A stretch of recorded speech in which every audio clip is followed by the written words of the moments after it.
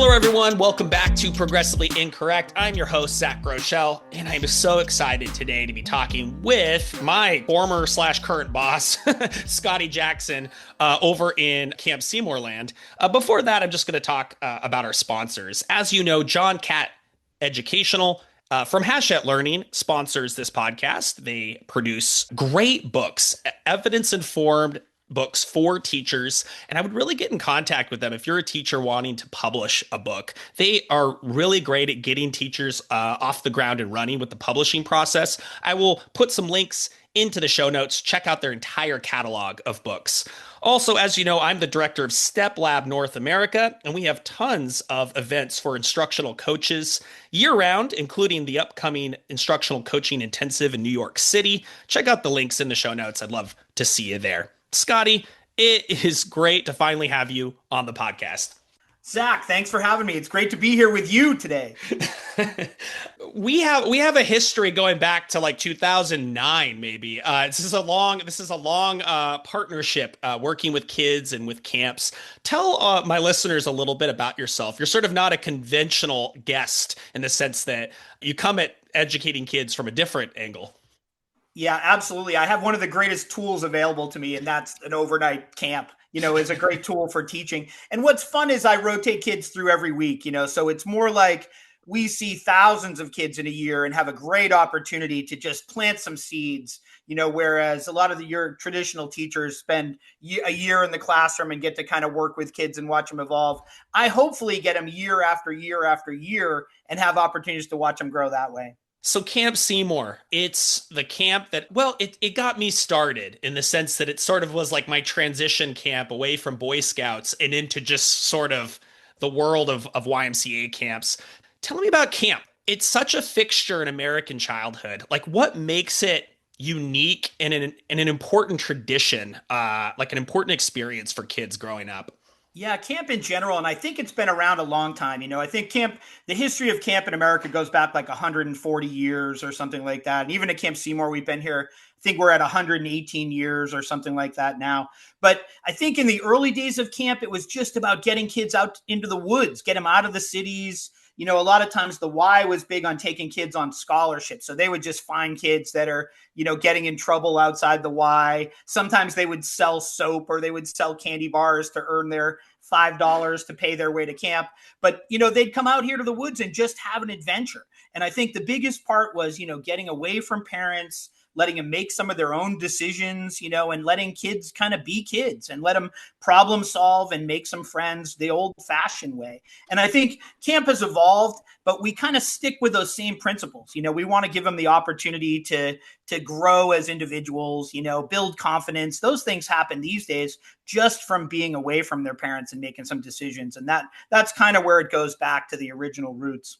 I think one of the lessons I've learned from camp that I can apply to schools is you sort of don't notice it. It's almost invisible unless you really tune into kids' experience when they first come to camp. Like we're talking about, they didn't even know why they kind of got signed up for it. Their mom was like, I'm a member of the Y here, you can go here for a week. And they come in and they stand at the amphitheater or around the campfire, and all the kids who've already been to camp are singing, like immediately just start dancing and standing up and singing. And you go like, this is a repeat after me song. And all the kids say, this is a repeat after me song. And they look around like, what on earth is going on? And they see these adults, these young adults standing up and acting goofy. It's something about being part of something bigger than yourself. How do you sort of get that up and running in terms of your staff training and so on? How do you get that to happen every year for every kid? Yeah, I think we practice those behaviors with staff because it's just as shocking to a new staff. We get a lot of international staff and they might come from somewhere around the world. And then they're standing there too at their first campfire. And all of a sudden somebody's on stage and just starts playing a song and people jump out of their seats and are singing the song and dancing. And as an outsider, you want to figure it out. You want to figure out, like, it's almost like joining a sense of belonging. Like, I want to be able to sing along with this song and learn the words. And it's one of those things where you're building an expert in a kid that's been there year after year. They get to practice some expertise in something, even if it's just jumping around and singing a song. And then that's inspirational to the new kids. They want to learn. That's part of having a great culture and tradition. There is those little pieces of camp. Well, you see the kid who comes up and says like the one line, like I don't know, like the invisible bench skit comes to mind where they walk up and they say, "Oh, I moved that bench ages ago," and then all the campers fall down because they were sort of squatting on a fake bench, and we've heard the joke before. Everybody probably who comes year after year has seen this before, and that kid just gets this one line, and there's this moment of probably a fear of anxiety of saying that line, and then the entire campfire just erupts with like just overjoyed laughter and applause. I've had so many emotional moments that are sort of engineered to get kids in front of each other and performing. I kind of want to dig more though into this staff training piece because you're working with 19-year-olds. That's an opportunity maybe for them to go a different way. I mean, they can show off for their friends. They're really in it. There's no money in camp, but they're in it just to get a couple of bucks over the summer. How do you get them in there and you instill that culture from the very beginning? Yeah, it's interesting because I think, they signed up for the money. It's not a lot of money. That's probably not the reason they came, but somebody told them to get a job. You have to get a job this summer, and maybe they went to camp as a kid, or maybe they think it's an opportunity to use their sailing skills or their paddling skills or something else. But I think when they get here, they drink the Kool-Aid too. And, you joke about how camp is good for these kids. And at this point, I view kids as, 8 years old to 27, because a lot of them are, a lot of them are still going through the same learning processes. But I think you have them take the spotlight themselves. You have them, maybe it's hard for them to get on stage. They haven't been on a stage leading a song for kids. They haven't been teaching a game to other kids. And it just takes time and rehearsal. The first time you make them come and be the mosquito in the mosquito skit, which is like a non-speaking 10 of them run out together and just make mosquito noises, and then the next time they get a speaking part, they get a line. And I think it just creates something special. When you were talking about that at campfire, I think of like a 4-year-old on stage at family camp. And this because your daughter's close to this category, but they come up and they sing the ABC song and they're really shy. And it's A, B, C, D, and what happens is at the end of it, everybody goes crazy. They cheer them on, and it's just this incredible moment. And what happens is the next year, that camper, just like with the staff, they come back with their own material. They wrote a song, or they came prepared to lead another song because they're ready to get on stage. And that's what happens with the staff. You have to kind of prep them through, here's how you run this activity, here's how you get the most out of it. And I think the other thing that really helps with staff training is we talk a lot about outcomes that we're looking for, and some of those are around like the core values of the why. We like to teach kids about respect, responsibility, caring, and honesty are our core values. But how can we teach that through a game? How do you teach that through something that happens on a campfire stage? And the other thing was, maybe this activity is designed to build self-confidence, or build self-esteem, or teach them to work together is kind of the outcomes we're aiming for. And then you reverse engineer things. How do you take a simple name game and turn it into them being respectful or kind to another kid? Those are the pieces that are kind of the unexpected outcomes, that we're aiming for in camp. I just think that you can apply these lessons to schools much more often than we do. Like I understand like there's 180 days and things are tiring, and I recently went to a school called 1 Degree Academy, and they had one of the tour guide was just like a little kid, like two little kids, like bringing me around. And at the end of the day, after a lot of structured learning, they go and have an assembly. In the assembly like hall in the gym, the kids are just going nuts, and it felt like camp. And at the end, I asked the tour guide, I was like, tell me about this contrast. During the day, you guys are pretty quiet and studious, and at the end of the day, you just went nuts. And she was like, because here at 1 Degree Academy, we celebrate each other's successes. Yeah. And it was a cultural piece that had been that the teachers, I think, had all sort of slowly instilled and produced and engineered. I just think that that's where it lives, is in summer camp. Yeah, well, and you know what? I feel it built into your program when you were had that little guy as a tour guide too. You know, the fact that he's leading your tour, it's already built into the program. You know, you prepped him for that. I can imagine there were some mock tours that he probably did, and you know, you kind of work towards something, then you're able to deliver it. So it's just as good as delivering on a presentation in class if you're prepared to be the little kid running the tour for adults. You know, that come to visit the school. It's really built in, and that's exciting.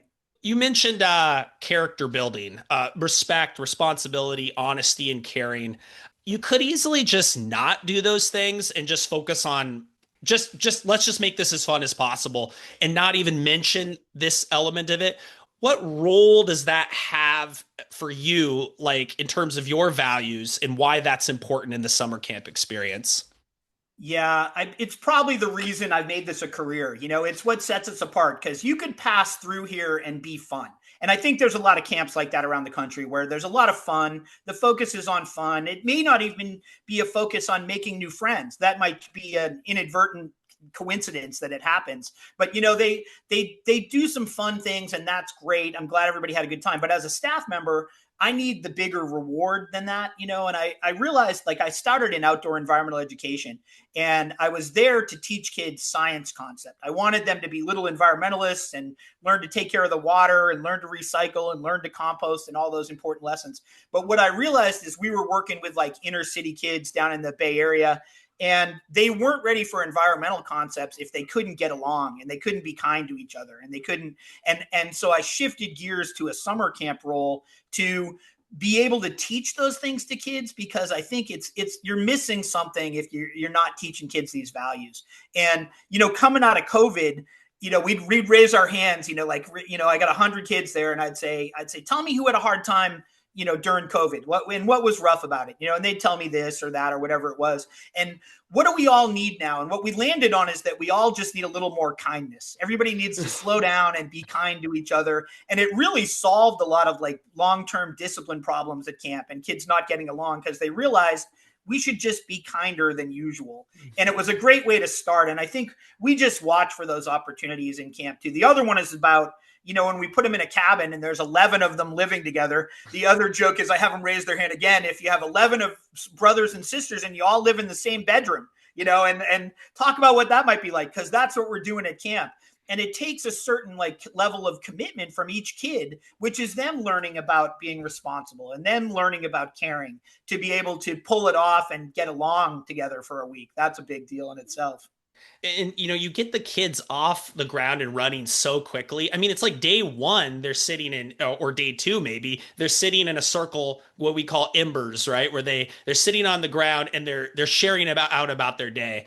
And we often hear this sort of narrative, right? That kids, you know, you really have to like sort of wait to see if they can warm up to it. But like if you create immediately the conditions for safety and for kindness, you see kids sharing something that was, you know, and being vulnerable in front of a bunch of strangers in like 48 hours. Like I think it's pretty impressive. It kind of shows kind of where the bar is for me. Yeah, it's amazing what can happen in just a short week is, and I think the strength of that is the returning kids that have done it before, that are ready for, oh yeah, at the end of the day, we talk about this. We talk about how our day went, or we talk about what might have been hard or something we'd like to see better. And then I think the other part that's important is that we solve those problems. Like if somebody wasn't getting along or there was some sort of a conflict, or, you know, somebody had a bathroom thing that stunk up the whole cabin or something, you know, like how do we find that, you know, well, how do you solve these things? And I think you know, we talk them through and take the time to listen and solve things. And I think that might be the missing piece these days. And I think, you know, when I was a kid, I'm going to take you back a little further. So I was a kid in trouble at camp. I don't want to go into the whole story, but I was in, you know, there was more than one of times that I was in trouble as a little day camper at one of the YMCA Camp Quinnipiquin in Massachusetts. Shout out Camp Quinnipiquin. But I think what happened was at school, I was also in trouble at school. And at school, they were quick to like send me to the principal or keep me after school or call my mom. And at camp, they took the time to like sit and listen to the reason behind it, and one of them involved some popsicle sticks and arts and crafts. And really all they landed on, all I needed was some glue so that I could make a castle out of these things instead of, throwing them around at my friends and causing some other trouble. But I really appreciated the time that they took at camp to solve the problem. And I think that's a lot of what we do, like with Embers and just time in the cabin. Well, a week is a long time away from a parent. And, we go through those homesickness and all the early things and they settle in. But I think they settle in when they hear other kids listening to what was hard about their day, or what could be better, or how they could support each other in having a better day the next day. And I think those are important pieces of camp.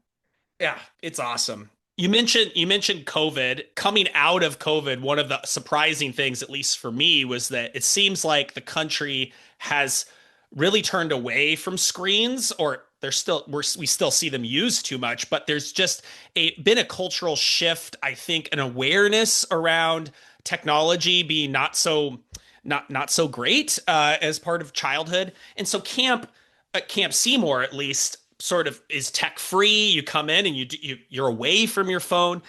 Have you noticed shifts in camper behavior? Have you noticed a change since sort of camp has become this one sanctuary away from screens?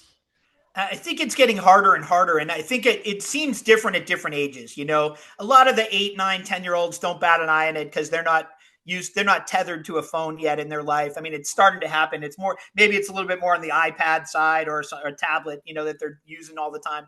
But I think, who appreciates it is the older kids. Cause I think we talk with older teens about, social media and how stressful social media can be. And they really, the long-term teens really appreciate it. It's hard when you're new and you get used to leaving a phone at home, or, someday I'm hoping to have the jammer switch that I can just, flick the switch and turn everybody's phones off while they're here. But we watch the staff go through it too. It's just as hard on them because it's their alarm clock. It's their music library. It's their, it comes up in life that there's things in there you want to check. What are those sports scores? What are the, how did this team do here? But I think as long as you find those things, like I think about a crew that was interested in the World Cup soccer scores a few years back. And what we ended up doing was, we'd find the game on our TV in the dining hall. And for the 12 kids that were interested in the World Cup, we brought them down at 5 a.m. They could come down and watch the World Cup together. So you found a way to get them the answer to that sports score. The other thing like the teens are looking for is they all want the great Instagram photo. They want one that tells the story of them being on the ropes course, or them paddling a kayak, or them jumping in the sound or something. And I think we pull that off with just having a great photographer and making the photos available. Snappy's our photographer, and she works hard to make sure there's a picture of all these kids having these great moments. So if nothing else, the great moment was captured, and they can download those when they get home and find the picture later and put them on their social media if that's what they want to do.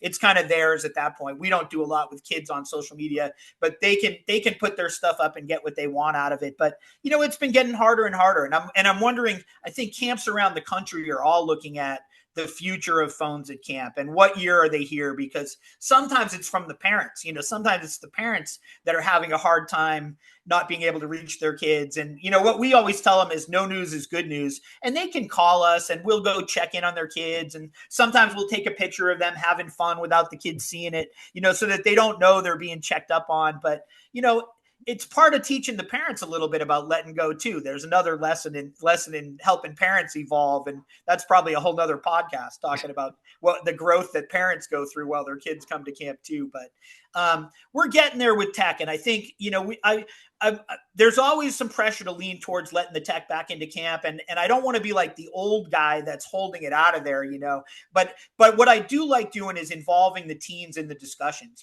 We talk about that when the adults go out, they go out to the bar or something and they stack their phones, and, and the first one that touches the stack of phones pays for that round. We talk about what's the teen equivalent of that. And we talk about how do you prove to others that you're present in a conversation, and that's eye contact and just listening and repeating back. And really, we work with the kids on those kind of simple communication skills just by practicing and getting them away from their phones. And then I think what happens is they go back to their phones, and with hindsight, that's when they really begin to appreciate camp and want to go again next year and realize that they made some genuine friendships, and hopefully rekindling those by seeing the same kids in the following year. The one thing tech helps with is they stay in touch outside of camp.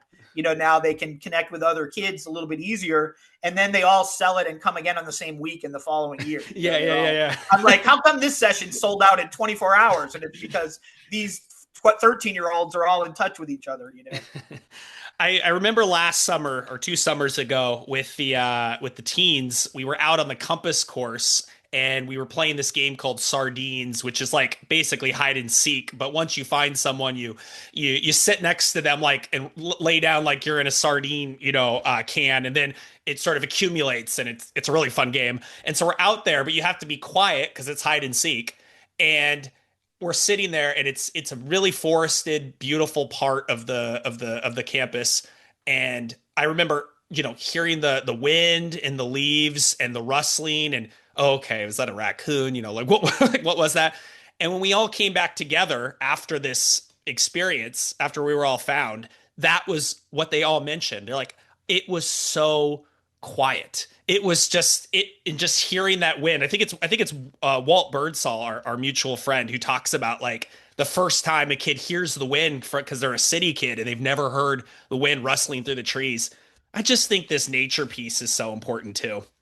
Yeah, and we do a piece too. We do some trips programs with like older kids where they go out to the Olympic coast, and one of the days they spend an afternoon, I think, as a solo. And by a solo, we're just a couple hundred yards down the beach. We spread them out a couple hundred yards apiece, and the staff kind of monitor both ends and make sure they're doing okay. But it's the same thing with time alone. For the first half an hour, they don't know what to do with themselves, but all of a sudden they're building something out of logs, or they're just getting creative and finding fun wilderness stuff to do, maybe for the first times in their lives. And I think that outdoor adventure piece is really important too. Just getting kids to, and anything's an adventure when you don't know how it's going to come out. When you don't know what the outcomes are, or you don't know how to get there, because kids are so many times these days, they're put in situations where the answers are right there for them, or they can jump on their phone and look up the answers to stuff, or how do you do this, or how do you make this happen? And when they have to get to use their brain a little to discover like, oh, what do I do to entertain myself? Or how does this happen? Or where did this floaty thing come from? Did this come all the way from Japan on the water? And now it's sitting on the beach on the West Coast. It's really interesting to watch them learn and discover, because I think that's what's part of an adventure.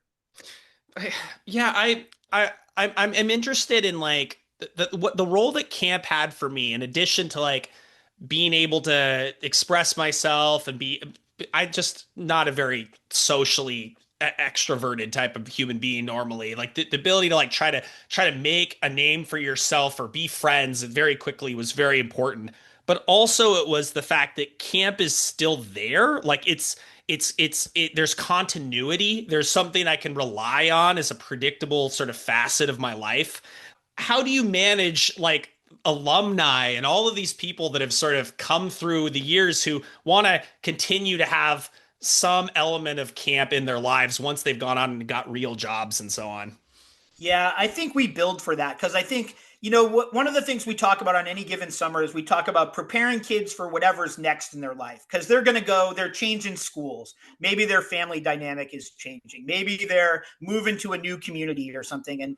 And we like to better prepare them for whatever those situations are. But what happens is when you're doing that year after year after year as a kid, you're better preparing for adulthood and being an adult and changing jobs and moving on and being a leader, and maybe being a supervisor. You hope you picked up all those skills from camp, because I think when they're there, you're putting them in situations where they're going to be successful still as adults. And that's all we can hope for at camp. I don't care if they stay in camping. I don't care if they become educators. I'm always proud of all those people that do all that. But whatever they go on to, I just wish them huge, huge success.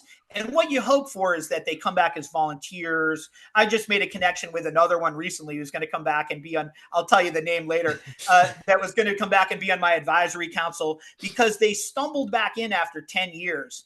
They came to one of our like summer alumni barbecues or something and realized like, I miss this place. I need to be part of this. And they were somebody that was an incredible leader back in their day, gone on to huge success. And now, whether that's financially supporting the program and helping get some foster kids here or whatever that looks like, they're going to help make it happen. My real goal is I hope they go on to huge success, and then they're building cabins here someday and helping with dining halls and helping, be long-term donors, contributing to our endowment gifts and really being long-term contributors here. Awesome. Well, I think we can kind of come to a close here on a question that kind of lingers for me. What do you see as the next sort of steps or your vision for the future of summer camp? Like, are there things that and traditions that you hope to continue, and are there new innovations you see on the horizon? Like, what's going to be the role of camp in the next 50 to 100 years? I just think it's still an incredible tool. I was involved in a project. I just spent some time in Kosovo and North Macedonia helping some of the YMCAs in the West Balkans area.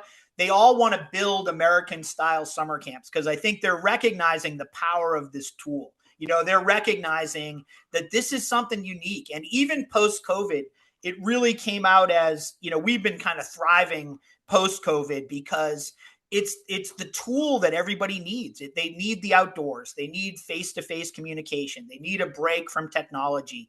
Those things aren't going away. Some of the camps are embracing it. They have AI programs or they have the computer lab and it's part of their day. And that's great that they can have those opportunities to learn. But, just to get everybody back to the roots, building those traditions was really interesting because being part of those guys building brand new camps has me thinking about how did we start these traditions? And it just took a creative person. You and I both know French and Hall were a couple of camp staff back in the 70s who were track stars. And they used to want to run in the morning. They used to get out and want to run the biggest loop they could in camp. And all of a sudden they had kids that wanted to go with them and they're all following them. And now it's become a 30-year plus tradition that we get out and we run what we call German stairs, which has nothing to do with Germans or stairs, but are named for French and Hall with their last names.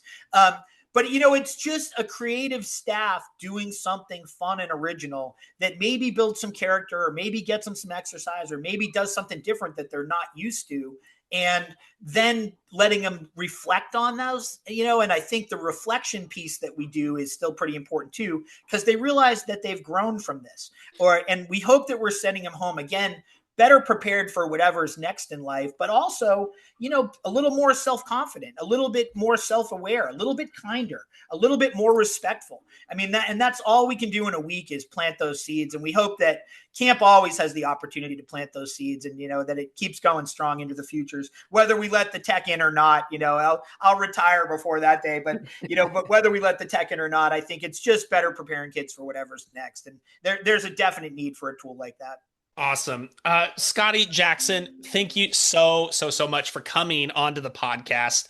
I'm always looking for new content that kind of tells a story. And so part of my story of becoming a teacher began with an opportunity you gave me back in 2009 where I called you up from the University of Washington. And I think I emailed you like 12 more times. I forgot to say this and I forgot to say that. And you still gave me a chance, even though I was looking like I was probably a little too nervous. I appreciate it. And listeners, thank you so much for tuning in to Progressively Incorrect. If you could spread this around to like your principal, to your colleagues, and give it a 5-star rating, that would be very helpful. And I'll keep on producing these episodes every week. Scotty, thank you so much. Take care. Thanks for having me, Zach.